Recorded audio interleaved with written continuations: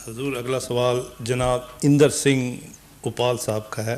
اندر سنگھ صاحب اوپال MBE ہیں اور ای لیگ سے تشریف لائے ہیں. ہاں ہمارے پرانے مہربان دوست ہیں, میں جانتا ہوں. سردار صاحب کیا حال ہے آپ کا؟ ٹھیک ہے جی, ماشاء اللہ. تھینک یو جی. So please first permit me to speak in English. I could, but the management may not. کیونکہ انہوں نے وعدہ کیا ہوا ہے سب سے کہ اردو میں بات ہوگی. اگر اردو میں مشکل سمجھیں تو قریب ترین پنجابی ہے. I'll try to speak in Urdu. Okay, please. fine. Yes. اچھا, بات عرض یہ ہے کہ میرے دماغ میں ایک کنفلکٹ ہے, وہ میں چاہتا ہوں کہ آپ ریموو کرنے کی کوشش کریے, اور جس میں کہ مجھے اپنا پرسنل ایکسپیرینس ہے. آج سے کو 20 سال پہلے میں نے ایک لوکل اتھارٹی ہے, اس کو میں نے پرویل کیا تھا کہ یہاں پہ ایک کمیونٹی سینٹر ہونا چاہیے جہاں کہ ہندو سکھ مسلم کو پریئر کرنے کی فیسلٹیز ہو, اور بڑی کوشش کے ساتھ وہ کمیونٹی سینٹر بن گیا. جب اس کی اناگوریشن ہوئی تو ہم نے یہ سوچا کہ ریڈیو ٹیلی ویژن سب کو بلایا جائے, اور وہ تینوں جو ہمارے ریلیجن ہیں ہندو مسلم سکھ وہاں پریئر کریں. تو سب کو میں نے بلایا, اور آمدیہ ایسوسیشن ان کو بھی بلایا. جو ہندو فیسٹیول تھا وہ ٹھیک ہو گیا, اور ان کو کہا, اس میں سب فیسلٹی تھی وضو کرنے کے لیے, اور ان کو جو ہندوؤں کے لیے وہ جو ہولی نائٹ ہے سب کی. تو ان کو میں نے کہا کہ آمدیہ بھائی صاحب کو بھی آپ اذان دیجئے, اور بہت مسلم تھے, اور اتنا زیادہ پروٹیسٹ تھا کہ I just cannot tell you. کس نے پروٹیسٹ کیا تھا؟ مسلم کمیونٹی, مسلمانوں نے. ہاں جی. اور اس کے کس بات کے خلاف؟ اذان دینے کے خلاف. اذان دینے کے خلاف. اچھا, تو لیکن میری سچویشن ایسی خراب ہو گئی کہ ان کو کہا بھئی احمدیہ صاحب ہیں, یہ مسلم ہیں, یہ بھی اذان دیجئے اور آپ بھی اذان دے لیں. دونوں کا وہ ریکارڈ ہو گیا. اور مجھے آپ یہ بتائیں, اذان دونوں نے اذان دے دی؟ ہاں جی, دونوں نے دی. لیکن میری وہ بدقسمتی یہ ہے کہ جب وہ ٹیلی ویژن میں پروگرام آیا تو جو انہوں نے اذان دی تھی لطیف خان صاحب نے, وہ انہوں نے دکھائی, ان کی نہیں دکھائی. اور انہوں نے مجھے آج تک فرگیو نہیں کیا ہے, معاف نہیں کیا ہے. ٹھیک ہے. اچھا, تو اس 20 سال ہو گئے, لیکن میں آپ سے 2 ریکویسٹ کرتا ہوں. ایک تو یہ ہے کہ اتنا زبردست پروٹیسٹ انہوں نے کیوں کیا ہے, آج تک میرے خلاف ہیں وہ, لیکن آئی رسپیکٹ دیم. دوسری چیز یہ ہے کہ 20th سینچری میں اس کا کوئی ریزولوشن نہیں ہو سکتا ہے, اور جو کنفلکٹ دور کر کے کرتا ہوں ہو سکتا ہے. Can't we leave like brothers جی. سو 2 کوسچن ہے. تیسرا کوسچن یہ ہے کہ ہندو سکھ ریلیجن اور مسلم میں کوئی is there anything unanimity in that? 3 questions please. اب کرسی پہ بیٹھ جائیں, کھڑے رہیں, جس طرح پسند فرمائیں. ٹھیک ہے, جیسے آپ کا حکم. پہلی بات تو یہ ہے کہ سوال آپ نے ان سے کیا ہے جنہوں نے پروٹیسٹ نہیں کیا. ان سے کرنا چاہیے جنہوں نے پروٹیسٹ کیا. وہ تو مجھے بولنے نہیں دیتے. وہ زیادہ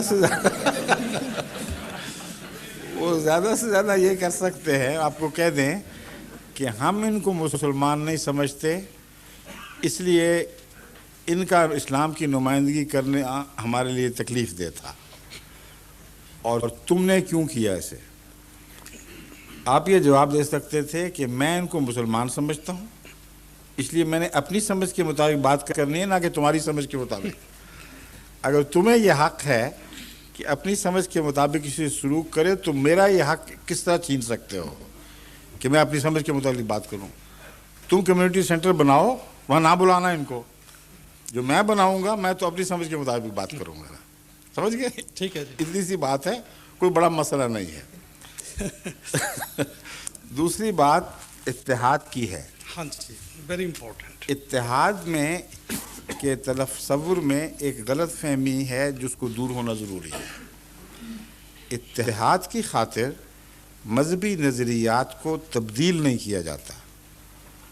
اتحاد کا مطلب ہے مذہبی نظریات کو قائم رکھتے ہوئے ایک دوسرے سے اعلیٰ حسن سلوک کرو, اور انسانی قدریں جو مشترک ہیں ان میں اختلاف نہ کرو.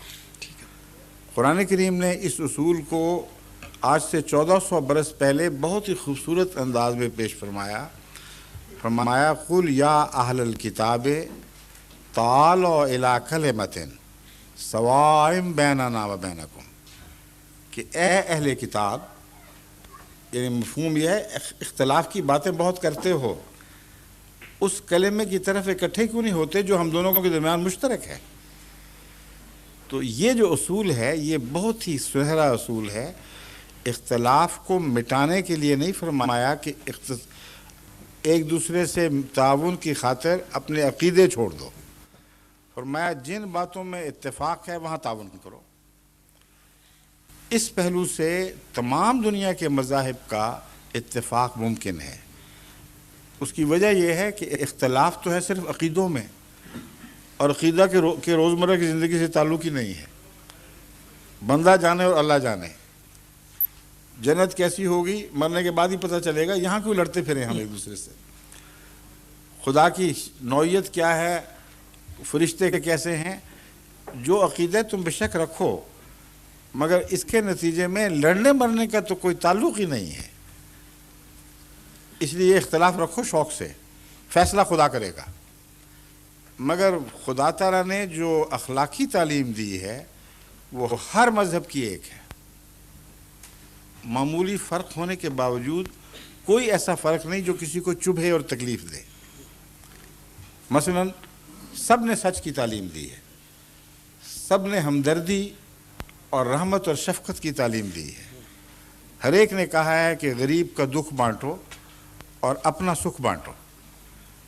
ہر ایک نے کہا ہے کہ کسی کا مال غصب نہیں کرنا. ہر ایک نے کہا ہے کسی کی امانت میں خیانت نہیں کرنی. بڑوں کا ادب کرو، چھوٹوں پر رحم کرو. کیا یہ تعلیم سب مذاہب کی ہے کہ نہیں؟ اگر ہے تو قرآن تو اس طرح بلا رہا ہے تعالوا الی کلمۃ سواء بیننا و بینکم. ان باتوں میں اکٹھے کیوں نہیں ہوتے جو ہمارے اندر قدر مشترک ہیں؟ میں نے کہا تھا اگر اختلاف ہے بھی اخلاقی تعلیم میں تو جہاں تک میرا علم ہے چبھنے والا اختلاف نہیں ہے. عیسائیت کہے گی کہ نہیں، معاف کرنے کی انتقام نہیں لینا، بلکہ ایک گال پہ تھپڑ مارے تو دوسرا پیش کر دو. اس میں ہمیں کیا تکلیف ہے؟ اگر وہ اپنا دوسرا گال بھی پیش کر دیں ظالم کے سامنے تو کسی کو اعتراض کیا ہے اس پہ؟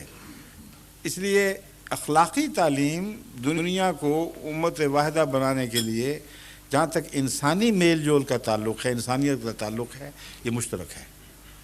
اس پر زور دے لینا چاہیے. تھینک یو جی ویری مچ. اور لاسٹ کوشچن ہے کہ سکھ ریلیجن میں اور مسلم اسلام میں کوئی کامن گراؤنڈز ہیں؟ ہاں، کامن گراؤنڈ. سب سے بڑی کامن گراؤنڈ تو حضرت گرو بابا نانک ہیں، جن کو ہم اپنا بناتے ہیں، آپ اپنی طرف کھینچتے ہیں، اور ہم کہتے ہیں وہ ہمارے گرو ہیں، آپ کہتے ہیں نہیں تمہارے سے کوئی تعلق نہیں، بلکہ ناراض ہو جاتے ہیں کہ ہمارے گرو کو اپنا کیوں کہتے ہو؟ ایسی تو کوئی بات نہیں. نہیں آپ نہیں ہوتے، باہر ہوتے ہیں، پنجاب میں ہوتے ہیں لوگ موومنٹ چلانے کی دھمکی دے دیتے ہیں. ہم ان سے کہتے ہیں کہ کسی کے گرو کو اپنا بناؤ، یہ تو اعزاز کی بات ہے. کوئی اپنے سے دھکا دے کے الگ کرو پھر غصہ آتا ہے، اپنا بنانے میں تو کوئی تکلیف نہیں. ٹھیک ہے. میں کہا صرف تم پاکستان کے مسلمانوں کی پیروی نہ کرو، خدا کے لیے اپنے مذہب پر قائم رہو. وہ ہم سے اس لیے ناراض ہیں کہ محمد رسول اللہ کو اپنا کیوں کہتے ہیں. وہ کہتے ہیں تعلق کاٹو، ان کو جھوٹا کہو، نعوذ باللہ من ذالک، توحید کا اعلان بند کرو تو پھر ہمارے سینے سے لگ جاؤ. اور جب تک تم اپنا کہتے رہو گے اور محمد رسول اللہ کے اوپر درود پڑھتے رہو گے تمہاری سزا موت ہے. میں کہ ایسی باتیں تو نہ کرو.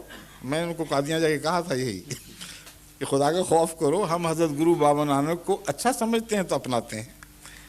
تو قدر مشترک آپ ہیں، اور یہ تاریخی حقیقت ہے کہ حضرت گرو بابا نانک کے چولے پر جو آج تک ڈیرہ بابا نانک میں محفوظ پڑا ہے قرآنی آیات لکھی ہوئی ہیں، سورہ فاتحہ لکھی ہوئی ہے، کلمہ لا الہ الا اللہ محمد رسول اللہ لکھا ہوا موجود ہے. اس کی تصویریں ہم نے شائع کر دی ہیں، اور آج تک کسی سکھ نے انکار نہیں کیا. یہ ان کی شرافت ہے، میں اس کو تسلیم کرتا ہوں کہ اس بات کا انکار کر دیں. خاموش ہو جائیں گے لیکن اس کا انکار نہیں کرتے. اور عذر ضرور پیش کیے جاتے ہیں کہ ایک مسلمان اور بزرگ عورت نے جو نیک بی بی تھی اس نے حضرت بابا جی کو یہ بن کر دے دیا تھا، اس پر لکھنی تھی. اس لیے بابا جی نرم دل کے آدمی تھے، حسن سلوک کی خاطر پہنے رکھا. مگر عقیدے کے خلاف کوئی سچا انسان حسن سلوک کی خاطر ایسی بات نہیں کیا کرتا. اس کو مداہنت کہتے ہیں. اگر آپ کا عقیدہ اس کی تائید میں نہ ہوتا تو ناممکن تھا کہ حضرت بابا جی اس چولے کو پہنتے کسی کی دلداری کی خاطر، جبکہ ان کے عقیدے کے خلاف باتیں درج ہوتی. اس لیے میں تو حضرت گرو بابا نانک کو ایک مسلمان صوفی بزرگ کے طور پر سمجھتا ہوں، جنہوں نے عبادت بھی کی، جنہوں نے حج بھی کیا، جنہوں نے ہندوؤں میں بت پرستی کے خلاف ایک جہاد کیا، اور بہت سے صوفی منش مسلمان کثرت سے آپ کے ساتھ شامل ہوئے. یہ اس بات کا ثبوت ہے ان کا شامل ہونا کہ انہوں نے مسلمان ہی سمجھا. اور لطف کی بات یہ ہے کہ ان میں سے ایک کے خلاف بھی ارتداد کا فتویٰ نہیں ہوا. ایک کے خلاف بھی کوئی موومنٹ نہیں چلی پنجاب میں کہ یہ، حالانکہ مسلمان اس زمانے میں بڑے سخت ہوا کرتے تھے اور مولوی بڑا متعصب تھا. کسی نے یہ نہیں کہا کہ یہ دیکھو یہ اپنا دین چھوڑ کر بابا نانک کے دین پر چلے گئے ہیں، ان کو مارو قتل کرو. سب میں وہ برابر کے تھے. یہ شخصیت جو ہے یہ ہمیں جوڑنے والی ہے. تو یہ کوسچن میں اس واسطے پیدا کیا تھا کہ اگست کا جب پچھلا میں اسی سال اگست میں انڈیا گیا. وہاں پہ ایک ٹاؤن ہے فرید کوٹ. فرید کوٹ میں ایک بلڈنگ میں بابا فرید کی تصویر ہے، موسک ہے، اور دوسری جگہ وہ گردوارہ ہے. ٹھیک ہے، بالکل صحیح. اور بھی تاریخی ایسے شواہد ہیں جو حیدرآباد سندھ میں دریا کے کنارے یا دو دریاؤں کے درمیان ایک جگہ واقع ہے جہاں ہندوؤں کا وہ فرقہ جو حضرت گرو بابا نانک کو سچا سمجھتا ہے اور انہی کا پیرو ہے، ان کے پرانے کاغذات اور تصویریں وغیرہ موجود ہیں، اور وہاں اس بات کے شواہد کثرت سے ملتے ہیں جو آپ بیان فرما رہے ہیں. Thank you very much. Many thanks.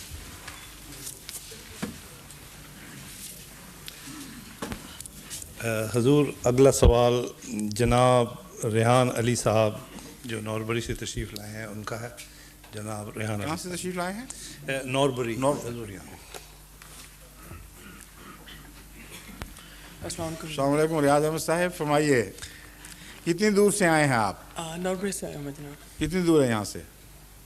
آ سکتے ہیں گھنٹے کا سفر. اچھا، اگر بس کے ذریعے ہیں. ٹھیک ہے ٹھیک ہے. سر میرا آپ سے ایک سوال ہے.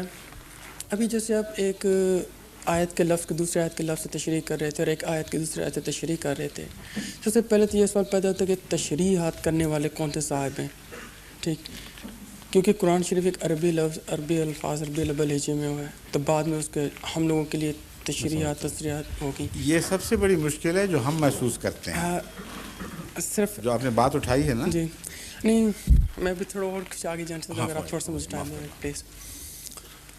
تو اس میں کہنے کا مطلب یہ کہ اگر اس کی تشریح چاہے ابن عباس رضی اللہ عنہ نہ کریں، چاہے حضرت عائشہ رضی اللہ عنہ نہ کریں، چاہے امام ابو حنیفہ کریں، اصل ماخذ تو ہے جیسے کہ کہہ سکتے ہیں دستار کی ہر تار کی تحقیق ہے لازم.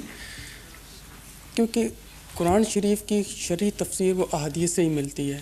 میں اس صورت میں امام اوزاعی نے امام مکحول کا قول نقل کیا ہے ترجمان السنہ میں. وہ کہتے ہیں کہ امام مکحول نے کہا کہ قرآن محتاج ہے سنت کی طرف بنسبت سنت قرآن کی طرف. تو اس صورت کے اندر میں سیدھا پھر احادیث کی طرف جانا پڑتا ہے، کیونکہ اللہ تعالیٰ نے جب قرآن اتارا تو اس کے لیے ضروری تھا کہ کوئی آدمی ایسا ہو جو اس کے مطلب واضح الفاظ کے اندر تشریحات کر دیا گئے. اس کے لیے آپ صلی اللہ علیہ وسلم وجود میں یہ وسیع سوال ہے آپ کا. میں پہلے جو جواب دینے لگا تھا وہ نسبتاً مختصر تھا.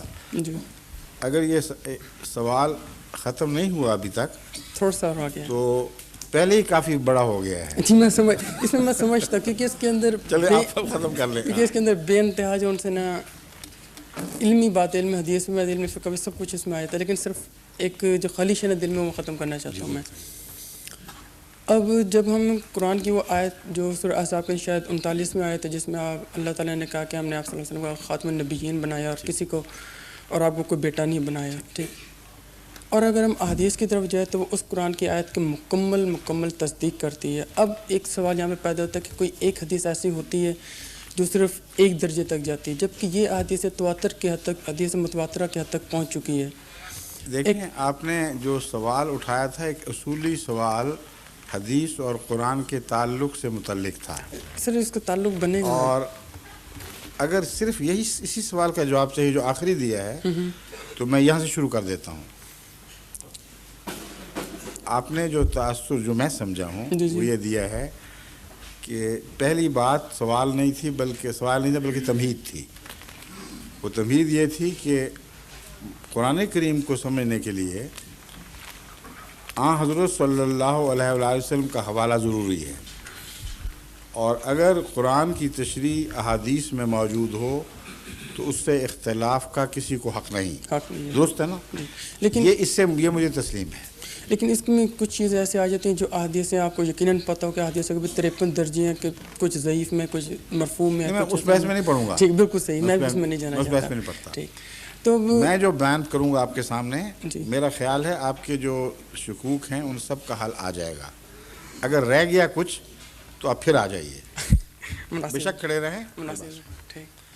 پہلے میں جماعت احمدیہ کا مسلک رکھتا ہوں آپ کے سامنے تاکہ اس سے اگر کوئی اختلاف ہو تو ابھی مجھے بتا دیں. جماعت احمدیہ کا مسلک یہ ہے کہ قرآن قاضی ہے اور حدیث قاضی نہیں ہے. کتاب اللہ اول اور حدیث اس کے تابع. اس کا ثبوت خود قرآن میں بھی موجود ہے اور حدیث میں بھی موجود ہے. قرآن کریم فرماتا ہے وَمَا يَنْطِقُ عَنِ الْهَوَىٰ إِنْ هُوَ إِلَّا وَحْيٌ يُوحَىٰ، کہ محمد رسول اللہ صلی اللہ علیہ وسلم اپنے نفس سے کوئی بات نہیں کہتے، اب کلیتاً مبنی پر وہی بات کرتے ہیں، جس کا کلام الہی میں ذکر ہے وہی بات کرتے ہیں. اس سے ثابت ہوا کہ سچی حدیث وہی ہے جس کا قرآن سے تضاد نہ ہو. اگر تضاد ہو تو ہم یہ نہیں کہتے کہ حدیث ہونے کے باوجود غلط کر دو. ہمارا مسئلہ یہ ہے کہ وہ حدیث ہو ہی نہیں سکتی. بالکل صحیح، سمجھ گئے؟ اس لیے حدیث ضعیف اور کم غریب کی بحث نہیں میں کروں گا. میں صرف یہ کروں گا بحث کہ اگر قرآن کریم سے کوئی حدیث ٹکراتی ہوئی دکھائی دے تو ہر مومن کا فرض ہے یا تو ٹکراؤ دور کرے یا اس کو حدیث ماننا چھوڑ دے، ورنہ یہ ماننا پڑے گا کہ نعوذ باللہ من ذالک رسول اکرم صلی اللہ علیہ وآلہ وسلم کا کلام قرآن سے متصادم تھا. یہ ہو ہی نہیں سکتا. کہ متضاد نہیں تھا. جیسے کہ آپ نے بھی ارشاد فرمایا کہ جو سی آیت آپ نے بتائی کہ اللہ تعالیٰ جو وحی کرتے ہو آپ صلی اللہ علیہ وسلم بتا دیتے ہیں، تو اب یہ آیت بھی وہ آیاتی وَيُزَكِّي وَيُعَلِّمُهُمُ الْكِتَابَ وَالْحِكْمَةَ. میں نے یہ نہیں بتا دیتے ہیں، میری طرف غلط بات نہ منسوخ کریں. ابھی شروع ہو گئی. حدیثیں جو 400 سال بعد جمع ہوئی تھی وہ تو کئی باتیں غلط منسوخ کر گئی ہوں گی. میرے ہوتے میں آپ نے میری ایک غلط تشریح کر دی، تو اس سے اندازہ کریں کہ حدیثوں کا زمانے کے گزرنے سے کیا حال ہوا ہوگا. یہی میں کہنا چاہتا ہوں کہ اس لیے جتنے بھی محدثین ہیں انہوں نے ایک علم مقرر کر دیا کسی حدیث کے جانچنے کے لیے کہ اگر کوئی آدمی اسی علم سے جانچنے کے بعد دوسرے محدثین نے ان سب حدیثوں کا انکار کر دیا جن کو انہوں نے اس علم کی روح سے سچا ثابت کیا. مثلا بیہقی کی اکثر حدیثوں کے متعلق امام باقی کہتے ہیں کہ صحاح ستہ کی شرائط کے مطابق ہیں، اور ائمہ حدیث چوٹی کے اس بات کو رد کر رہے ہیں. کہتے ہیں بیہقی کہتا ہے اس کے مطابق ہیں، اگر وہ مطابق ہیں تو ایسی لغو باتیں اس میں موجود ہیں کہ اس کے نتیجے میں نہ قرآن کا کچھ باقی رہے گا، نہ حدیث کا، نہ رسول اللہ صلی اللہ علیہ وسلم کے تصور کا. اس لیے بات سن لیجیے. اب آپ اس بحث کو لمبا کرنے کی بجائے میرے اصول پر اعتراض کیجئے، میں اس کا جواب دوں گا. میں آپ کو ایک طریقہ کار بتاتا ہوں فیصلے کا، اس میں غلطی دکھائیے. میرا طریقہ کار یہ ہے کہ قرآن کو حاکم مانیں اور قرآن پر کسی اور چیز کو حاکم نہ مانیں. اس کی وجہ یہ نہیں ہے کہ میں ایمان رکھتا ہوں نعوذ باللہ من ذالک کہ رسول اللہ صلی اللہ علیہ وسلم قرآن کے خلاف کوئی بات کر سکتے. یہ مطلب نہیں ہے. میں نے اسی لیے وہ آیت پڑھی تھی. یہ مطلب ہے کہ قرآن کی صحت کے متعلق تو دشمن بھی قائل ہے، شدید مخالفین بھی مان گئے ہیں کہ یہ وہی کتاب ہے جو محمد رسول اللہ پر نازل ہوئی تھی، مگر احادیث کے متعلق ان کو صحیح ماننے والے بھی بہت سی احادیثوں کے متعلق شک میں پڑے ہوئے ہیں کہ ٹھیک تھی بھی کہ نہیں۔ دوسرے، ان اصولوں کے ذریعے ٹھیک ماننے کے باوجود ان لوگوں کی راہ میں دقتیں تھیں جنہوں نے حدیثیں جمع کی ہیں۔ مثلا حضرت امام بخاری رحمۃ اللہ علیہ کے متعلق سنی یہ مانتے ہیں کہ سب سے زیادہ صحیح احادیث اس کتاب میں موجود ہیں۔ اس کے باوجود حضرت امام بخاری یہ بیان کرتے ہیں کہ میں جب حدیثوں کی تلاش میں نکلتا تھا، سفر کرتا تھا، تو عجیب عجیب باتیں میں نے دیکھی۔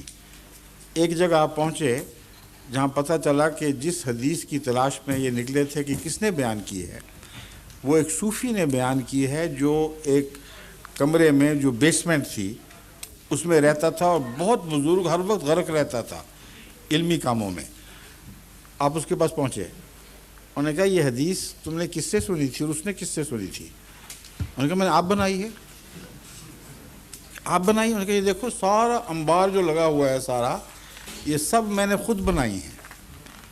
اور حضرت امام بخاری نے 6 لاکھ حدیثوں میں سے، یا کم و بیش لاکھوں حدیثوں کہہ لیجیے، ان میں سے 6000 کچھ حدیثیں چنی ہیں، جس کا مطلب یہ ہے کہ احادیث میں قطر بیبند اور بہت سی بناوٹی باتوں کا دخل شروع ہو چکا تھا۔ بس ایک ہی اصول ہے جس پر حدیث کو قطعیت کے ساتھ جانچا جا سکتا ہے، اگر قرآنی مضامین کے مطابق ہو تو اس کو رد کرنے کا کسی کو حق نہیں۔ اگر مخالف ہو تو یا تو صلح پیدا کرو، تشریح بناؤ۔ اگر عقل تشریح کو تسلیم نہیں کرتی تو ہر ایسا شخص جو یہ تسلیم نہیں کرتا کہ ان دو حدیث اور قرآن میں تطابق ہے، اس کا فرض ہے کہ قرآن کو تسلیم کرے اور حدیث کو درست نہ سمجھے۔ سمجھے ہیں؟ اب آپ یہ کہیں گے، کہہ سکتے ہیں، نہ بھی کہیں تو میں کہہ دیتا ہوں کہ کوئی کس طرح پتہ کرے گا کہ یہ تضاد ہے؟ مختلف علماء نے باتیں کہی ہیں، ہم کس کی مانیں؟ قرآن کریم نے اس کا ایسا حل پیش کر دیا ہے کہ اس کے بعد کوئی سوال اٹھتا ہی نہیں۔ قرآن کریم نے سورہ بقرہ کی پہلی آیت میں یہ فیصلہ فرما دیا، ھدی للمتقین، اس کتاب میں کوئی شک نہیں ہے مگر متقی ہی ہدایت پائیں گے اور غیر متقی ہدایت نہیں پا سکتا۔ متقی کا فیصلہ اللہ نے اپنے ہاتھ میں رکھ دیا، فرمایا لا تزکوا انفسکم هو عالم بمن اتقی، اپنے آپ کو مزکی نہ کہا کرو، پاک نہ کہا کرو، اللہ ہی جانتا ہے متقی کون ہے۔ اس لیے آپ کا معاملہ اور میرا، ہم سب کا حل ہو گیا۔ حل یہ ہے کہ قرآن کریم کی کسی آیت کی تشریح میں کوئی شخص اگر ایک حدیث پیش کرتا ہے، ایک آدمی کہتا ہے میرے نزدیک اس کا تصادم ہے اس لیے تسلیم نہیں کرنی چاہیے، ایک آدمی کہتا ہے کوئی تصادم نہیں ہے تسلیم کرنی چاہیے، تو اختلاف کی صورت میں ہر انسان کا تقوی اس کی مدد کرے گا۔ اگر کوئی اپنے نفس میں سچا ہے اور سچائی سے چمٹ رہنے کی صلاحیت رکھتا ہے تو اس کو پھر کوئی خوف نہیں ہے، جو فیصلہ بھی ہو۔ سر ایک سوال، یہ میرا اصول، یہ جتنا میں نے بیان کیا ہے، پہلے مجھے یہ بتائیے اس میں کون سی بات غلط کہی ہے؟ بالکل صحیح کہ جیسے آپ نے کہا کہ اگر آدمی متقی ہو تو اللہ تعالیٰ نے جیسے کہہ دیا کہ ہدایت مل جائے گی اس کو، ٹھیک ہے، وہ متقی ہوگا۔ اب اللہ تعالیٰ نے یہ بھی کہا کہ تم نماز پڑھ لو، تم روزہ رکھ لو، تم حج کر لو، تم زکوٰۃ دیتے ہو، لیکن اس سب چیزوں کی تشریح نہیں فرمائی، تو اس کے لیے ہمیں ضروری ہم محتاج ہو کہ سنت کے۔ اب وہ بحث ایک الگ ہے، آپ خام خواہ اس کو بیچ میں چھیڑ رہے ہیں۔ میری بات سن لیجئے، سنت کے ذریعے ہم محتاج ہیں ان آیات کو سمجھنے پر، بلکہ تشریح کے لیے بھی آن حضرت صلی اللہ علیہ وسلم کی تشریحات کے محتاج ہیں۔ اس سے ہرگز انکار ممکن نہیں، جو انکار کرے گا اس کا اسلام ہی خام ہو جائے گا۔ اس سے میں نے کہیں انکار نہیں کیا، میں صرف یہ سوال اٹھا رہا ہوں کہ اگر اس سنت سے ایک شخص یا ایک فرقہ ایک استنباط کرتا ہے اور کوئی دوسرا فرقہ یا شخص اس سے دوسرا استنباط کرتا ہے، پھر آپ کیا کریں گے؟ پھر یہ صورت ہے کہ آپ کے نزدیک دیانتداری سے جس طرف قرآن ہو اس کو مان جائیں, دوسرے کو بے شک چھوڑ دیں, اللہ آپ کو نہیں پکڑے گا. پھر اس طرح تو پھر یہ ہونا چاہیے کہ اللہ تعالیٰ کو صرف قرآن اتار دینا چاہیے, نبوت ختم کر دینی چاہیے. نہیں, کیوں ہونا چاہیے؟ دیکھیں میری بات سنیں, آپ نے تو ایسی بات کی ہے جو میں نہ کہی نہ عقل مان سکتی. نہیں, میں آپ کی اس بات کی میری بات کا نتیجہ نکال کے آپ نے کہی, یہ جائز بات نہیں. آپ کو کجبیسی کی عادت لگ رہی ہے, معاف کرنا. نہیں, بالکل نہیں. میرا صرف جو آپ نے, میں نے جو سیدھی ساری بات کہی اس سے کوئی بھی وہ بات نہیں سمجھا جو آپ سمجھے ہیں. میں نے کب کہا ہے کہ محمد رسول اللہ یا کسی نبی کی ضرورت نہیں رہتی, صرف کتاب اتر جائے؟ میں نے کہا محمد رسول اللہ کا احتجاج پہلے بھی تھا, آج بھی ہے, کل بھی جاری رہے گا. اور سنت اور فرمان محمد مصطفیٰ سے ہٹ کر جو شخص فیصلہ کرے گا وہ گمراہ ہے. اتنی ضرورت میں مان بیٹھا ہوں, اور آپ یہ نتیجہ نکال رہے ہیں کہ پھر خالی قرآن کیوں نہ اتر آیا. قرآن اتر آیا, اور رسول اللہ صلی اللہ علیہ وسلم بھی تشریف لے آئے, سنت بھی موجود ہو گئی, اور ابھی حال یہ ہے ہمارا کہ پھر بھی 72 فرقوں میں بٹے ہوئے ہیں. اس لیے اترنا تو کتاب کا اترنا ایک نبی کو چاہتا ہے. ایک نبی ہی قرآنی کتاب کی تعلیم کو صحیح سمجھ سکتا ہے, اور وہی جاری کر سکتا ہے اس سنت کو جو اس نے کلام الہی سے سمجھی ہے. اس کی محتاجی سے کوئی شخص آزاد نہیں ہے. یہ بحث تو کبھی اٹھی ہی نہیں, نہ میں نے یہ بات کہی کہ آزاد ہے. میں نے یہ کہا آج اس مقام پر جب ہم اس طرف نظر کرتے ہیں جہاں محمد رسول اللہ تھے, تو 72 آوازیں سنائی دیتی ہیں. ایک آواز کہتی ہے کہ محمد رسول اللہ نے یہ سنت پیچھے چھوڑی تھی, ادھر آ جاؤ. ایک آواز کہتی ہے وہ سنت پیچھے چھوڑی تھی.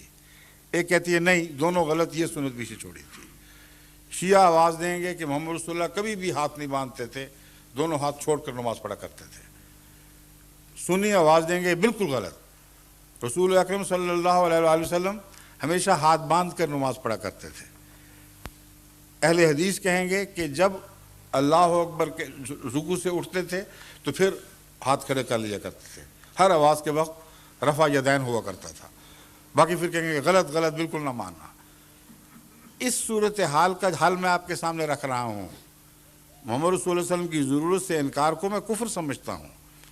میں یہ کہہ رہا ہوں کہ جب محمد رسول اللہ صلی اللہ علیہ وآلہ وسلم کے نام پر اختلاف شروع ہو جائیں, جب آوازیں یہ اٹھیں کہ آپ کے کہنے کا یہ مطلب تھا, آپ کی سنت کا یہ مطلب تھا, اس صورت میں اول قاضی قرآن ہوگا, اور ہر شخص اگر دیانتداری سے تقوی کے ساتھ فیصلہ کرتا ہے تو اللہ اس کو اس کے تقوی کے ذریعے پہچانے گا. اگر تقوی سے فیصلہ ہو تو اگر غلطی بھی ہو جائے تو سزا نہیں ملے گی, برکت سے محروم رہ سکتا ہے. غلطی کا نتیجہ تو ضرور بھگتے گا, لیکن عذاب کی صورت میں نہیں. مثلا اگر آپ ایک ٹریفک رول کو کے پابند رہتے ہیں اور ایکسیڈنٹ ہو جاتا ہے تو ایکسیڈنٹ غلطی ہے, غلطی کی سزا تو مل جائے گی, مگر ملکی قانون آپ کو کوئی سزا نہیں دے گا. اگر آپ نے قانون بھی توڑا ہو اور پھر ایکسیڈنٹ کیا ہو تو ساری ذمہ داری آپ پر آ پڑے گی, چوٹیں بھی لگیں گی, کار بھی ہاتھ سے جائے گی, اگلے کا جرمانہ بھی آپ ہی بھریں گے. تو یہ مضمون ہے وہ تقوی کا جو میں آپ کو سمجھا رہا ہوں. قرآن یہ ہم سے وعدہ کرتا ہے کہ اگر تم اختلاف کی صورت میں قرآن سے سمجھنا چاہو تو یہ کتاب شک سے پاک ہے, تمہیں صحیح رہنمائی کر دے گی, لیکن شرط تقوی ہے. بس اگر ایک شخص کہے کہ میں نے تقوی سے فیصلہ کیا ہے اور میں اس نتیجے پر پہنچا ہوں, کوئی اور شخص کہے میں نے بھی تقوی سے فیصلہ کیا ہے, میں تمہارے نتیجے کو رد کرتا ہوں, تو جھگڑے کی ضرورت ہی کوئی نہیں, کیونکہ تقوی کا فیصلہ اللہ نے کرنا ہے. ہم کیوں ایک دوسرے کی گردنیں کاٹیں. آپ اس کو کہیں بہت اچھا, میں تمہیں سمجھانے کی کوشش کرتا ہوں کہ میری سوچ درست تھی, تمہیں حق ہے, تم اپنی سوچ کی درستی مجھے سمجھاؤ. اس سے آگے ہمیں کوئی اختیار نہیں ہے کہ ایک دوسرے کی جان مال عزت پہ ہاتھ ڈالیں. اور اگر اس حالت میں مرے اور غلطی بھی ہوئی تو چونکہ اپنی دانست میں دیانتداری سے فیصلہ تھا, خدا اس پر نہیں پکڑے گا, کیونکہ وہ عالم الغیب ہے. یہ میرا مسلک ہے. اس میں کوئی خرابی کوئی نقص دیکھتے ہیں تو متوجہ فرما دیں. ٹھیک ہے، شکریہ. السلام علیکم. حضور اگلا آخری سوال ہے اور وہ ہے جناب سید نثار علی رضوی صاحب چونڈا، چونڈا کو یہاں ضلع سیالکوٹ. ہم جانتا ہوں، اچھا، ہم وہاں تو سے چونڈا ہی تشریف پڑھا کرتے تھے. پتہ نہیں یہ خود بتائیں گے کیا ہے. چونڈا ہے کہ چونڈا ہے؟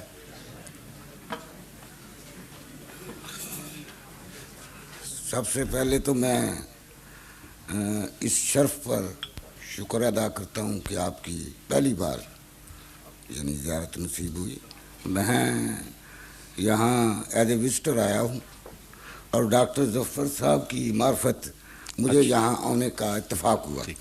انہوں نے کہا کہ آپ وہاں آئیں. مجھے اس تقریب یعنی با مقصد اس تقریب سے بہت متاثر ہوا. جزاک اللہ، شکریہ. تو میں نے جو 2 سوال لکھے تھے، مگر پہلے میرے سوال کا جواب تو دے دیں کہ جی. چونڈا ہے کہ چونڈا ہے؟ چونڈا جی. چونڈا ٹھیک ہے نا؟ ٹھیک ہے. شکریہ. سوال کیجئے. اور وہاں پاکستان میں اس کو نمبر 2 ربوہ کہتے ہیں. ہاں، وہاں احمدیوں کی کافی تعداد وہاں موجود ہے. اور وہاں حضرت اتفاق ہوتا ہے کہ کوئی ایسی حضرت مسیح موعود علیہ السلام نے سیالکوٹ کو نمبر 2 قادیان کہا تھا. جی بس کہ قادیان کے بعد نمبر 2 سیالکوٹ ہے میرے لیے. تو چونڈا ربوہ کا نمبر 2 ہو گیا. یہ مماثلت ہے آپس میں. ہاں جی. تو میں نے یہ ایک سوال یہ لکھا تھا کہ ختم نبوت کے مسئلہ پر آپ کا دیگر مکاتب فکر سے کیا فرق ہے. اس سلسلے میں کچھ وضاحت آپ کے امام مسجد صاحب نے فرمائی. ٹھیک ہے. اور آپ نے بھی کچھ سوالوں کے جواب میں کچھ بات کی جو میں اس لیے اس پر زیادہ زور نہیں دیتا. تو دوسرا جو میرا سوال ہے، بے شک زور دیں. ہاں جی، کہ وہ وجہ یہ ہے کہ بہت اہم مسئلہ ہے. جی. اور مسلمان خواہ وہ اسلامی ملک میں رہ رہے ہوں یا غیر اسلامی ممالک میں، یورپ میں یا کسی اور جگہ، وہ میرا یہ مشاہدہ ہے کہ وہ ان کی اکثریت، سب نہیں، ان کی اکثریت ہیپوکریسی کا شکار ہے. ٹھیک ہے. اور اکثر ان لوگوں کو دہشت گرد، مسلمانوں کو دہشت گرد کہا جاتا ہے اور فنڈامنٹلسٹ کہا جاتا ہے. تو میں آپ کی خدمت میں اس مسئلے کے لیے، آپ نے کوئی اس کے لیے کوئی منصوبہ بنا رکھا ہے آپ کی جماعت نے، یا اس کے لیے کیا ہے؟ عرض کرتا ہوں. یہ میرا شکریہ بہت. یہ دونوں سوال بڑے عمدہ ہیں. یہاں بے شک اب بیٹھ جائیں یا کھڑے رہیں، آمنے سامنے بات رہے. ہاں، پہلے سوال کے جواب میں ایک بات میں جو آج کل سمجھانے کی کوشش کرتا ہوں، اور بہت سے ایسے مسلمان جن کو زیادہ قرآن کریم اور حدیث کا علم نہ ہو، وہ اس جواب کو نسبتاً جلدی تسلیم کر لیتے ہیں. وہ میں آپ کے سامنے بھی رکھتا ہوں.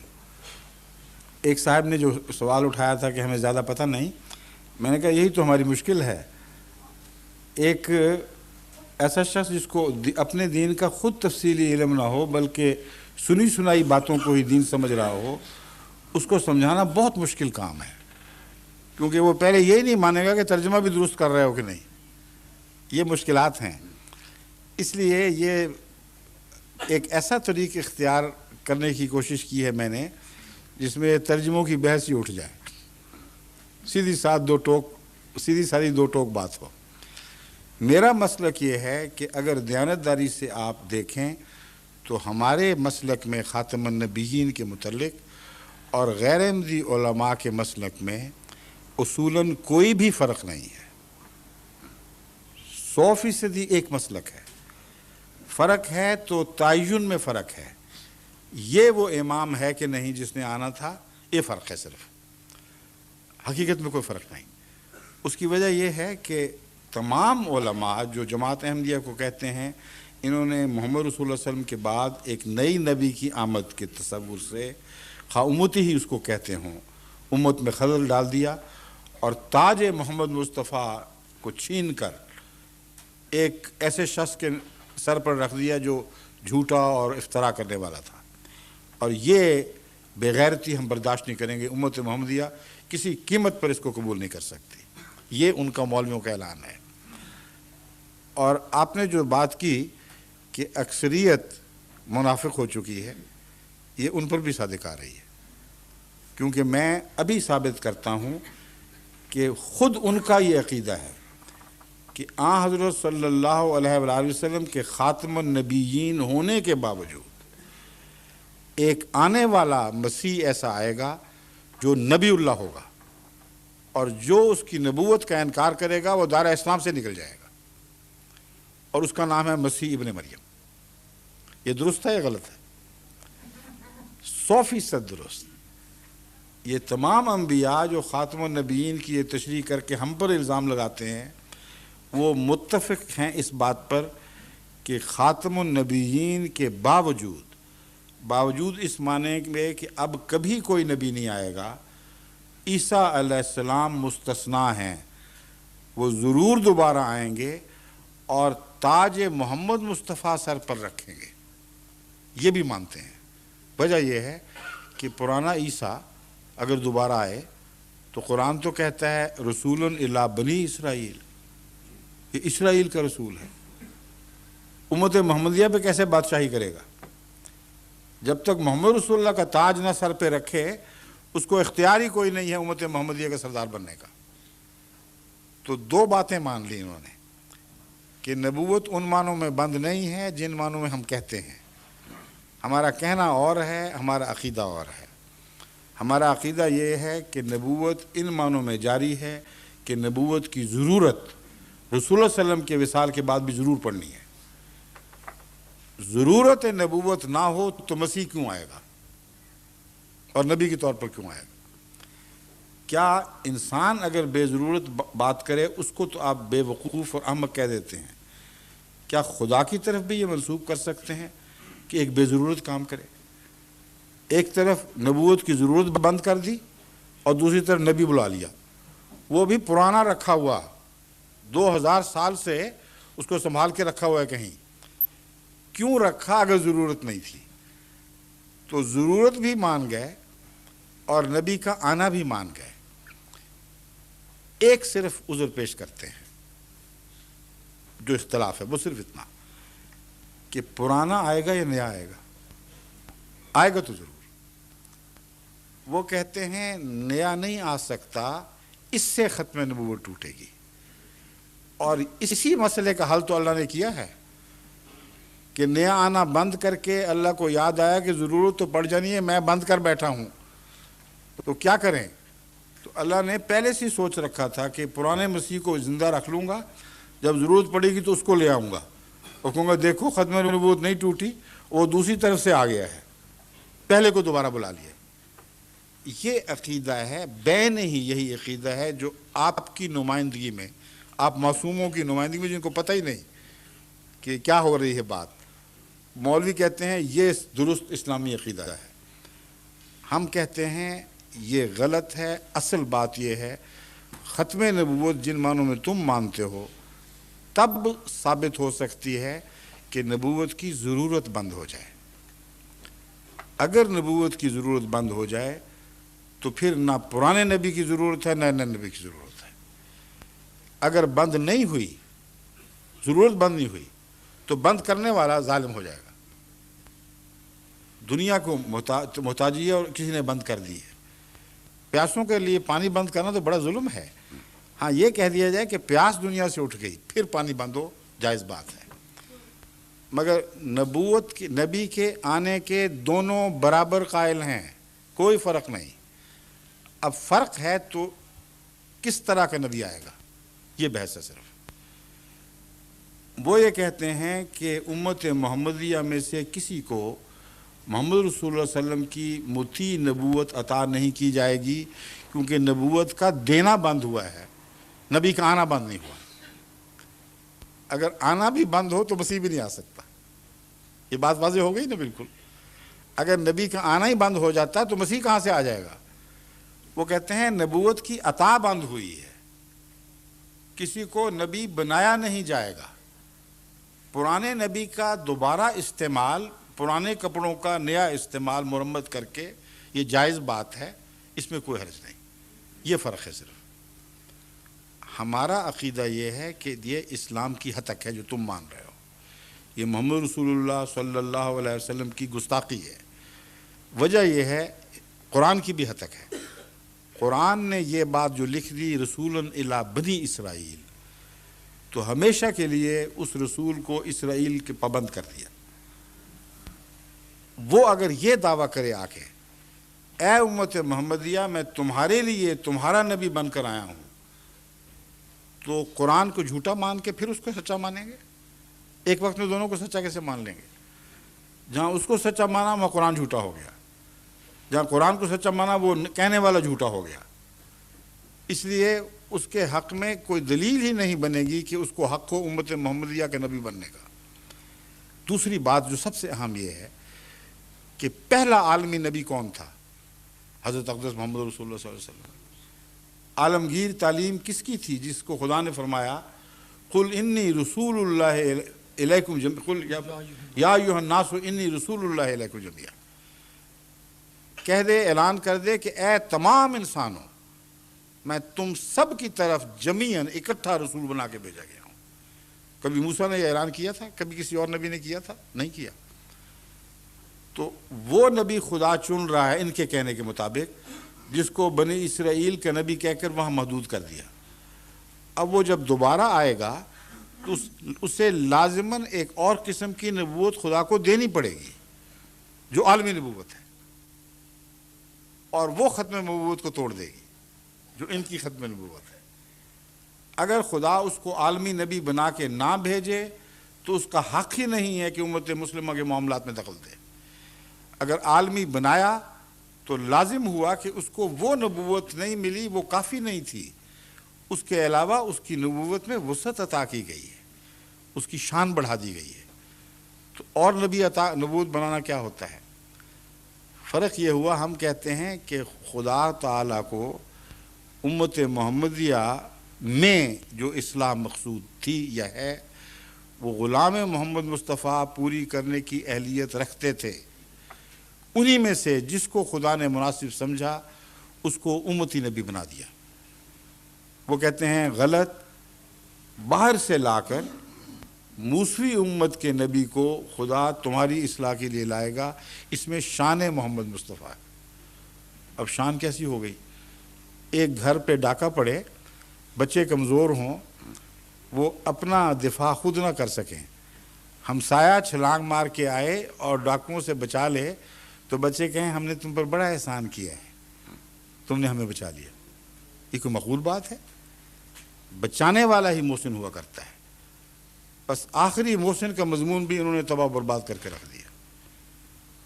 فیض کا آخری چشمہ محمد رسول اللہ ہے اور قرآن ہے، اور ممکن نہیں کہ کوئی پرانا نبی فیض رسانی کے لیے محمد رسول اللہ کے بعد آئے، اور جو آپ کے سر چشمے سے ہی فیض یافتہ ہو، آپ ہی کا نور جاری کرے، وہ نبی ہو یا غیر نبی ہو، وہ ایک ہی بات ہے، بادشاہ کا خادم ہے. جو مولوی قرآن کی تعلیم جاری کرتے ہیں وہ کہاں سے نیا فیض تو نہیں لاتے نا، قرآن سے لیتے ہیں. اس میں کوئی گستاخی ہے؟ جو ولی کرتے ہیں وہ بھی یہی کام کرتے ہیں، جو قطب کرتے ہیں وہ بھی یہی کام کرتے ہیں، صدیقوں نے بھی یہی کام کیا. تو اگر امتی نبی وہی کام کرے تو گستاخی کیسے ہو گئی؟ اس نے تاج نہیں چھینا، مسیح اگر آئے گا تو وہ تاج چھینے گا. دوسری بات یہ میں عرض کرتا ہوں کہ مہدی کے متعلق وہ کہتے ہیں مہدی تو ہم مان سکتے ہیں، بعض کہتے ہیں مہدی تک تو ٹھیک بات تھی، اگرچہ اس پہ بھی شک ہے، مگر نبی اللہ کیسے ہو گیا؟ چنانچہ ایک فرقہ ہمارا ہی، ایک احمدیت کا فرقہ لاہوری فرقے کے نام سے آج بھی جاری ہے، جو کہتے ہیں کہ امام مہدی تک ہم جائیں گے، آگے نہیں بڑھیں گے. مسیح مان لیں گے نبی کے بغیر، امام مہدی مان لیں گے نبی کے بغیر. اول تو جب مسیح مانا اور نبی نہ مانا تو رسول اللہ علیہ وسلم کے اس فرمان سے باہر نکل گئے کہ آنے والا مسیح نبی اللہ ہوگا. رسول اللہ علیہ وسلم کا بھی انکار ہو گیا. دوسری بات یہ ہے کہ مہدی بغیر نبوت کے ہو ہی نہیں سکتا، عقل کے خلاف بات ہے. انہی علماء سے آپ خود یہ سوال کر کے دیکھ لیجئے، وہ آپ کو وہی جواب دیں گے جو میں ان کی طرف سے آپ کو اب دیتا ہوں. آپ ان سے پوچھیں کہ جناب مرزا صاحب تو جھوٹے ہو گئے، کوئی امام مہدی آئے گا کہ نہیں آئے گا؟ انتظار میں عمریں گزر گئیں، نسلیں تباہ ہو گئیں، آئے گا کہ نہیں آئے گا؟ کیا جواب دیں گے؟ نہیں آئے گا. میں بھی منتظر کا قائل ہوں. ہاں بالکل اس کا کیونکہ کہیں میرا آئے گا. فقہ جعفریہ سے تعلق ہے. میں سمجھ رہا ہوں آپ کا جس فرقے سے بھی تعلق ہو اس بارے میں اتفاق ہے. امام مہدی ضرور آئے گا. درست ہے نا؟ لیکن آپ نے جو حضرت عیسیٰ علیہ السلام کے بتایا وہ سنیوں کا اعتقاد ہے, ہمارا یہ اعتقاد نہیں ہے. نہیں میں آپ کو بتاؤں گا, آپ کا بھی ہے. نہیں میں آپ کو بتا دوں گا, ابھی ثابت کر دیتا ہوں. میرا ذاتی طور پر نہیں. ذاتی نہیں, آپ کا ہو یا نہ ہو, شیعوں کا اعتقاد ہے. اس لیے کہ وہ مانتے ہیں کہ پہلے امام مہدی ظاہر ہوگا پھر مسیح آسمان سے اترے گا, اور اس میں تمام ائمہ کی گواہی موجود ہے. شیعہ ائمہ کے اقوال ہیں کہ مہدی پہلے نازل ہوگا, مسیح بعد میں نازل ہوگا. مانتے ہیں کہ نہیں؟ جی بالکل. بس یہی میں کہہ رہا تھا. ٹھیک ہے, اگلی سنیے. ان سے پوچھیں کہ شیعہ ہوں یا دوسرے سنی مولوی, ایک ہی جواب ہوگا, امام مہدی آئے گا کہ نہیں کہیں آئے گا. اس کو آپ انتخاب کریں گے اس کا, یا ایرانی حکومت مقرر کرے گی, نہیں. یا سعودی عرب؟ یہ عہدے تو من جانب اللہ ہے, وہی بنائے گا جی. جو امام بنایا کرتا ہے. امامت جو ہے امام کوئی بندہ نہیں بنا سکتا. اللہ بنائے گا نا, اور اللہ اس کو امام مقرر کر دے گا. بھی وہی مقرر کرتا ہے امام. اور بھی پھر وہی. امام بنا کر تمہیں چھٹی دے دے گا, چاہو تو انکار کر دو. اللہ جب امام بنا دے گا کسی کو تو لوگوں کو اجازت ہوگی اس کو بے شک کافر, جہنمی, جو مرضی قرار دو, تمہیں چھٹی ہے. ہو سکتا ہے یہ؟ کبھی نہیں ہو سکتا. جو خدا کے بنائے ہوئے امام کا انکار کرے وہ محمد رسول اللہ سے کاٹا جائے گا. یہ درست ہے یا غلط ہے؟ اسی کو نبوت کہتے ہیں. نبوت کی اور تعریف کرتے ہیں. نبی وہ ہے جس کو اللہ مقرر فرمائے, نبی وہ ہے جس کا ماننا ضروری ہو. آمنا باللہ و ملائکتہ و کتبہ و رسلہ, ہر نبی کا اقرار امت محمدیہ پر فرض قرار دے دیا گیا. غیر نبی کو ماننا ضروری نہیں قرار دیا گیا. ہے کہیں ضروری کہ مولوی کو مانو, فلاں کو مانو؟ تو امام مہدی کو کیوں مانیں پھر ہم؟ اس لیے ان کا حال یہ ہے کہ بات کہہ بھی جاتے ہیں, نہیں بھی کہتے. جہاں امام مہدی کے آنے کا تعلق ہے, جہاں تک کہتے ہیں آئے گا. اس کے خصائل اور صفات کا جہاں تک تعلق ہے کہتے ہیں یہی ہیں. ہم کہتے ہیں یہ تو نبی کی تعریف کر رہے ہو, تم بھول گئے ہو. جب صفات نبی کی منسوب کر دی تو کہنے میں کیا حرج ہے؟ کہتے تم کہتے ہو, ہم نہیں کہتے. یہی ہو رہا ہے نہیں ہمارے ساتھ. اس کی وہی مثال ہے, وہ پہلے بھی کئی دفعہ بیان کر چکا ہوں, لیکن بڑا لطیفہ دلچسپ ہے. جنہوں نے سنا ہوا ان کو بھی پھر دوبارہ مزہ آ جاتا ہے, اس لیے کوئی حرج نہیں دہرانے میں. ایک بادشاہ کا گھوڑا بہت پیارا تھا بادشاہ کو, اور وہ بادشاہ بڑا مقتدر اور جابر بادشاہ تھا. اس کو پتہ چلا کہ گھوڑا بیمار ہو گیا, اس کا کوئی علاج ہی نہیں. اس کو بڑا غصہ آیا. اس نے کہا میرا گھوڑا اتنا شاندار بادشاہ, کون ہوتا ہے اس کو مارنے والا؟ انہوں نے کہا دیکھو, اگر مجھے کسی نے اطلاع دی کہ میرا گھوڑا مر گیا ہے تو میں اسے پھانسی چڑھا دوں گا. اس لیے خبردار ہے, اس کو ضرور ٹھیک کرنا ہے, اور میں اس کی موت کی اطلاع سننے کا روادار نہیں ہوں گا. اب وہ سارے کھلبلی مچ گئی, رؤساء وزراء اکٹھے ہوئے, آپ کو اکٹھا کیا. انہوں نے کہا علاج ہی کوئی نہیں, ہم کیا کر سکتے ہیں, بادشاہ کو حکم نہیں, زندگی موت پہ خدا کا حکم چلتا ہے. میں کہا چلے گا تو صحیح, پر مرے گا کون؟ ہمیں تو صرف اس میں دلچسپی ہے. انہوں نے کہا کہ عجیب مشکل کوئی ہے نہیں. مشورہ کے بعد یہ فیصلہ ہوا کہ گاؤں سے لوگ آتے رہتے ہیں شہروں میں, جو دیہاتی اب آتا دکھائی دے اس کو پکڑ لو, اور اس کو کہو کہ بادشاہ سلامت کو اطلاع کر دو کہ گھوڑا مر گیا ہے. اتنی سی بات ہے. یہ بات مشہور ہو گئی تھی. وہ جس کو پکڑا اس کو بھی پتہ تھا. اس نے کہا مجھے مرواتے ہو غریب کو, میرا تو کوئی تعلق ہی نہیں, تمہاری ذمہ داری, تم جاؤ, ہم بیان کرتے پھرو. انہوں نے کہا نہیں یہ بات نہیں, تمہیں اختیار جو ہم دے رہے ہیں وہ دو ہیں صرف, بادشاہ کے ہاتھوں مرنا ہے یا ہمارے ہاتھوں. تیسرا اختیار ہی کوئی. اس نے کہا پھر اے مردودو, میں بادشاہ کے ہاتھوں مرتا ہوں, مجھے کیا ضرورت ہے تمہارے جیسے کمینے لوگوں کے ہاتھوں مروں. معصوم آدمی کو پکڑ کے موت میں دھکیل رہے, چھٹی کرو میں جا کے لا دیتا ہوں. وہ ان سب سے زیادہ عقل مند تھا. اس نے بادشاہ سے ادب سے عرض کیا, اے بادشاہ سلامت, मुबारक हो, सद मुबारक हो, आपका घोड़ा बिल्कुल ठीक है। बादशाह की तो बादशाह खिल गई खुशी से। अच्छा अच्छा ठीक हो गया? उन्होंने कहा हाँ जी, मैं देख के आया हूँ कि कोई निशानी ठीक होने की बताओ तो सही। उसने कहा जब मैं घोड़े की तरफ आ रहा था तो पहले एक फरलांग से उसके तड़पने की आवाज़ ज़मीन से आ रही थी और ज़मीन धमक रही थी साथ। अब जब मैं उस तक पहुंचा हूं तो बिल्कुल साकित और जामिद पड़ा हुआ है, कोई तड़प नहीं थी, इतना ठीक हो गया। बादशाह कुछ घबराया, उसने कहा और कुछ बात? उसने और बात यह कि जब मैं करीब पहुंचा था तो उसके सांस की ऐसी आवाज़ आ रही थी जैसे आरा चल रहा हो, और जब मैं करीब आया हूं तो बिल्कुल बंद, कोई आवाज़ नहीं आई। फिर एक और बात कि दिल इतना जोर से धड़क रहा था जैसे उसकी छाती से नहीं बल्कि पहाड़ों से टकरा रहा हो। और फिर मैंने करीब होकर कान लगा के देखा, बिल्कुल बादशाह सलामत, जर्रा आवाज नहीं आई, आराम से पड़ा हुआ है। उस पर बादशाह का सब्र टूटा। उसने कहा बदबख्त, ये क्यों नहीं कहते कि मर गया है? हुजूर फरमा रहे हैं, मैं नहीं फरमा सकता। ये हुजूर कहते, आपको जेब देते। बात खत्म हो गई। ये मौलवी हमसे ये कर रहे हैं, तारीफ वो करते हैं महदी की और मसीह की जो लाजिमन नबूवत की तारीफ है। जब हम कहते हैं कि फिर नबी क्यों नहीं कहते, कहते आप कह रहे हैं हम नहीं कह सकते। ये तो इंसाफ नहीं है, जायज़ बात नहीं है। जिस हकीकत को मानते हो उसका नाम लेने से क्यों डरते हो, और वो तशरीह क्यों करते हो कुरान की जो उस हकीकत के मुतसादिम हो। इसलिए वही आयत हल है जो मैंने पेश की थी, मैं युतिल्लाह व रसूला उलाइक मअल्लज़ीना अनअम अल्लाहु अलैहिम मिनन नबिय्यीन व सिद्दीक़ीन व शुहदाए व सालिहीन व हसुन उलाइक रफ़ीक़ा। ये उम्मत मोहम्मदिया है। रफ़ाक़त पे वो फ़ख्र करेगा जिसको इस उम्मत की मायत नसीब होगी, जो इन मोहम्मद रसूलुल्लाह के साथ होगा, जो मोहम्मद रसूलुल्लाह के ग़ुलामों के साथ होगा, उनके लिए बायस इज़्ज़त है, ना कि इनके लिए बायस इज़्ज़त के मूसा के और पुराने नबियों के साथ हो जाएं। तो ये है असल ख़ातिमुन नबिय्यीन की हकीकत, और ये हमारा अक़ीदा है। अगली बात जो आपने पूछी थी वो क्या थी?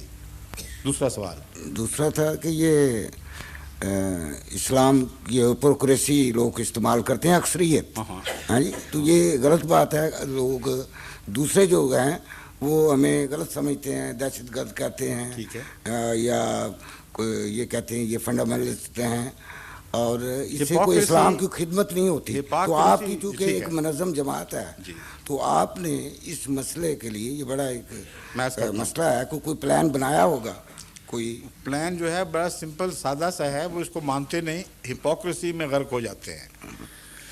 बात यह है, मेरे नज़दीक इस्लामी तालीम वाक़ियतन आलमी है, और इस्लामी तालीम पर अमल करने से मुसलमान और किसी मुल्क की हुकूमत में तसादुम नहीं हो सकता। अगर उसके बावजूद तसादुम हो तो लाजिमन दुनिया की कॉन्शंस, दुनिया का ज़मीर इस्लाम को सच्चा कहेगा, उस हुकूमत को झूठा कहेगा। मसलन नमाज है, रोज़ा है, सच्चाई है, गरीब की हमदर्दी है, हज करना, ये इबादत के दूसरे तरीक़े, रोज़े रखना वग़ैरह, ज़कात देना। क्या दुनिया की कोई हुकूमत है जो रोके कि तुमने ये काम नहीं करना? है कोई? नहीं। पाकिस्तान की है, अहमदियों को नहीं करने देते, जबकि खुदा ने इजाज़त नहीं दी किसी को। मैं ज़िम्नन बात बता रहा हूँ। मगर इंसानी ज़मीर कहता है, पाकिस्तानी की जो मर्ज़ी करती फिरे, कि ये वो हक़ाइक़ हैं जिनको खुदा ने बुनियादी इंसानी हक़ाइक़ करार दिया है, और कोई शख्स इनसे रूबरदानी नहीं कर सकता, ना किसी का हक़ के दखल दे। तो अगर ये मौलवी जब इंग्लिस्तान तशरीफ़ लाते हैं, जो कहते हैं तलवार उठाओ और इनसे लड़ पड़ो, या हिंदुस्तान जाते हैं, तो कभी इन्होंने यहाँ आकर तलवारें उठाई हैं, या हिंदुस्तान जाकर तलवारें उठाई हैं कि नहीं उठाई? बताइए। नहीं उठाते। इसको हिपोक्रेसी कहते हैं। अक़ीदा वो पेश कर रहे हैं जिससे कहते हैं कि हर गैर मुस्लिम हुकूमत से तुम्हारा तसादुम ज़रूरी है, और अमल वो पेश करते हैं جو ثابت کرتا ہے کہ یہ عقل کے خلاف بات کر رہے ہیں، یہ ہو ہی نہیں سکتا۔ اگر یہ اسلامی تعلیم ہوتی تو اسلام عالمی ہو ہی نہیں سکتا تھا۔ جس ملک میں پھیلتا وہیں تلواریں نکلاتی اور وہ معمولی تعداد بڑوں سے بھیڑ کر وہیں ختم ہو جاتی۔ مگر خدا نے تو یہ تعلیم نہیں دی، اللہ تعالیٰ نے تو یہ تعلیم دی ہے جو تمہارا اولی الامر ہے اس کی بھی بات مانو، اس وقت نہ مانو جب کہ دین میں وہ تم سے اختلاف کرے۔ چنانچہ قرآن کریم فرماتا ہے اطیعوا اللہ و اطیعوا الرسول و اولی الامر منکم فإن تنازعتم فی شیء فردوہ الی اللہ ورسولہ، کہ دیکھو اللہ کی مانو، رسول کی مانو، اور جو تم میں حاکم ہے اس کی مانو، اور اگر اختلاف ہو تو پھر دین کے معاملے میں اللہ اور رسول سے فتویٰ لو، حاکموں کی بات نہ ماننا۔ پھر کیسی عالمگیر تعلیم ہے، اور اس کے ہوتے ہوئے کسی جبر کی ضرورت ہی کوئی نہیں۔ عملاً یہ یہی کرتے ہیں، دنیا میں جہاں رہتے ہیں وہاں ان کے قوانین سے بھی فائدہ اٹھاتے ہیں، جھوٹ بول کے بھی اٹھا لیتے ہیں، داؤ پیچ کر کے بھی وہ جھوٹے آدمی اسمگل کرنے کی خاطر بھی قسمیں کھا کے فائدے اٹھا لیتے ہیں۔ وہ اسلام اجازت دیتا ہے، غیر کی روٹی مانگ کے کھانے کی اجازت دیتا ہے، مگر ساتھ یہ بھی ہے کہ جیب میں چھرا ضرور رکھنا، داؤ لگ جائے تو بے شک بھونک دینا۔ وہ اسلام اجازت دیتا ہے کہ غیر مسلم کو قتل کر دو۔ ان کا عقیدہ منافقانہ ہو گیا ہے، میں یہ سمجھانا چاہتا ہوں۔ اس لیے منافقت کا حل اس وقت تک نہیں ہو سکتا جب کہ عقیدے کی منافقت دور نہ کی جائے اور دوگلا پن عقائد سے نہ دور کیا جائے۔ اس پہلو سے جماعت احمدیہ عالمی جدوجہد کر رہی ہے۔ ہم رسائل، اخبار، کتابیں شائع کر رہے ہیں، بیانات میں یہ بات کہہ رہے ہیں کہ اسلام تو ایسا مذہب ہے جس میں کوئی دوگلا پن نہیں ہے، اسلام انسانی شرافت کی حفاظت کرتا ہے، اسلام ملک کی قوانین کی قدر کرتا ہے، مسلمانوں کو تعلیم دیتا ہے کہ قوانین کے دائرے میں رہتے ہوئے بہترین نمونے دکھاؤ۔ ہاں اگر تمہارے مذہب میں کوئی دخل دے تو خدا کو مانو اور بندوں کی بات چھوڑ دو۔ یہ تعلیم جماعت احمدیہ ہر جگہ پھیلا رہی ہے۔ میں نے ایک کتاب لکھی تھی مذہب کے نام پر خون، اس کو آپ پڑھ کے دیکھ لیں، اس میں بھی دلائل کے ساتھ اس بات کو ثابت کیا ہے۔ تو ہم تو جبر کے قائل ہی نہیں ہیں، ہم زبردستی اصلاح کیسے کر سکتے ہیں؟ ہاں دلائل کے ذریعے، قرآن حدیث کے حوالوں سے، شرافت کے نام پر اپیلیں کر کے ہم رائے عامہ کو تبدیل کرنے کی ضرور کوشش کر رہے ہیں۔ شکریہ۔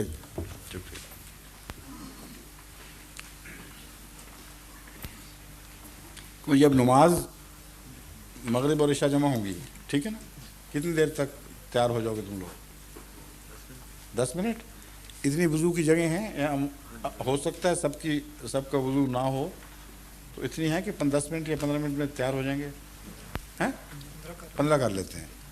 اچھا، السلام علیکم، خدا حافظ، شکریہ بہت بہت۔